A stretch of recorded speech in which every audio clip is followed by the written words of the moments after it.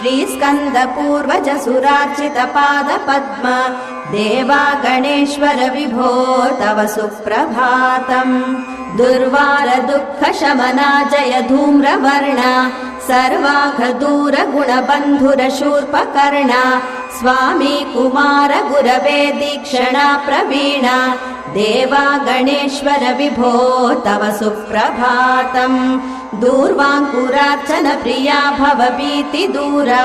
सर्वागमादि Vinuta समरैकशूरा